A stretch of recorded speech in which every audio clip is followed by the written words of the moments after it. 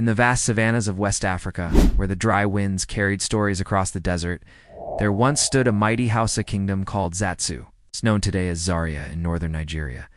This kingdom thrived on trade, culture, and the spirit of its rulers. What made Zazzau different from many kingdoms of its time was its extraordinary tradition of powerful female leadership. And from this tradition rose one of history's greatest warriors, Queen Amina of Zazzau. Amina was born in the 16th century into the royal family of Zazzau.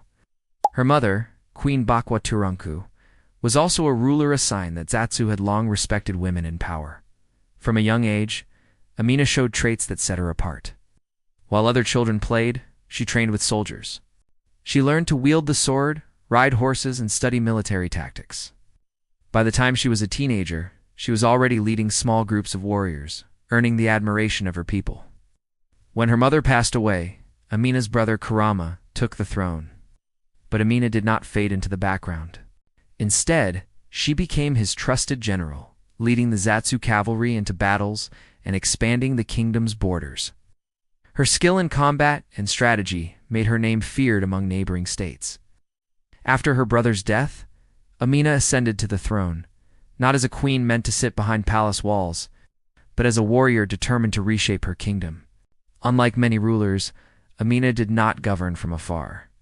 She led her armies herself, fighting at the front lines in shining armor, spear in hand. For over 3 decades, she fought more than 30 military campaigns, expanding Zazzau's influence across Houseland and far beyond. Her rule stretched across much of modern-day Nigeria and even reached into Niger and Cameroon.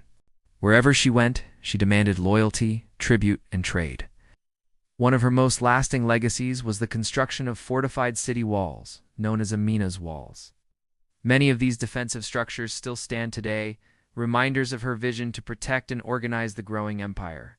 She also established safer trade routes across the Sahel, connecting Zazzau to the great trans-Saharan trade networks. Gold, salt, slaves, and horses flowed through her markets, making Zazzau one of the wealthiest kingdoms in the region.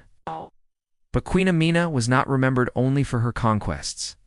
She became a symbol of courage, ambition, and leadership in a world where female rulers were rare. Her people described her as a woman who ruled like a man but fought like no other. She was unafraid of battle, unafraid of politics, and unafraid of making history. Even centuries after her death, Amina remains a legendary figure in Nigerian folklore. Her story has been passed down through oral tradition, poems, and songs. In Zaria, people still speak of her as the warrior queen who built their city walls. In Nigeria's popular culture, she is remembered as a national heroine, proof that women, too, could command armies and shape the destiny of nations.